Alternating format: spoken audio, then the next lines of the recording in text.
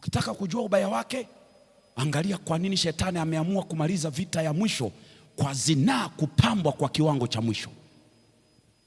Maana anajua miongoni mwa dhambi zinazopofusha mwanadamu ni zinaa, zinazozima ufahamu ni zinaa, zinazomrudisha mwanadamu kwenye default state of the darkness, zinazokurudisha kwenye hali yako ya awali ya giza. Zinaa ni nambari moja.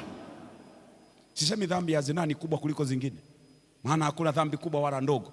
Ninachosema zinaa ni dhambi ya kawaida kama dhambi zingine, isipokuwa madhara yake na matokeo ndio mabaya kuliko dhambi zingine. Ukubwa wa dhambi haupimwi kwa dhambi ya aina hiyo, madhara yake. Wengi wamegawa, wengi nuru haiangazi, wengi wamerudi kwenye ujinga, wengi wamerudi kwenye mazoea, wengi wanaona ni kawaida, ni sawa. Yani naenda summit, naweza nikapiga saundi, naweza nikafanya hivi, naweza nikaonyesha hivi. Giza limejaa, nothingness, voice, hamna kitu.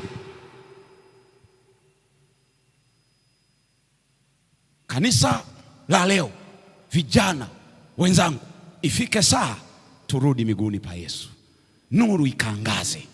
Ni mara 100, mhubiri mmoja akasema, ni mara 100 kumtumikia Mungu, ni mara 100 kurudi kwa Kristo, nuru yake na iangaze, sheria yake ambaye ni nuru, tabia yake. Mchana tutakuja kuona anapoongea lile fungu, wapenzi tu wana wa Mungu, lakini bado haijadhihirika. Maana atakapodhihirishwa, tabia yake itakapoonekana. Hiyo neno kudhihirishwa sio eschatological ya kwamba inahusu ujio wa pili, inamaanisha atakapodhihirishwa tabia yake kwenye maisha yetu, anasema tutamuona kama alivyo.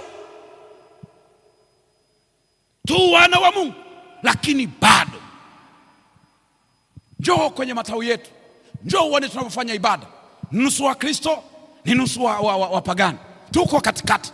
Leo ni aibu kutambulisha wewe ni msabato, kutambulisha wewe ni mwanatukasa. Hautaki watu wafahamu. Hiyo ni dalili ya kwamba disorder imeanza kutokea, kutokuwa na utaratibu. Hakuna kinachoangaza, maana hata unachokiamini hauna imani nayo. Tayari kupretendi, unafiki vimeanza kuingiza giza, na miongoni mwa vitu vinavyoleta giza ni dhambi. Dhambi inaleta giza, na ukiona bado dhambi inadumu kwenye maisha yako, maana yake giza linaendelea kutawala. Kwa hiyo hakuna chochote, hakuna ukuaji wa kiroho, hakuna ukomavu wa kiroho, hakuna ujasiri wa kusimamia imani, nguvu ya kupigana vita ya kiroho. Hauwezi kusimama na kupambana na dhambi, haiwezekani, maana giza ndio limetawala. Na giza, nothingness, no progress, no development, no success, no anything is void. Kichwa hakiwezi kuproduce maono. Kwa nini vijana wa leo, Yoeli anasema wataota ndoto, watakuwa na maono? Kwa nini leo hakuna maono? No vision, no dreams, no bigger dreams. Kwa nini? Mifumo ya kutafuta fedha, mifumo ya maendeleo imeenda kwa wapagani. Maana wa Kristo giza limekaa. Ni kweli tuna suti na tai, tunakuja tunaongea Bwana ni mwema, lakini ndani giza limetawala. From today, let your light shine. Acha giza liondoke.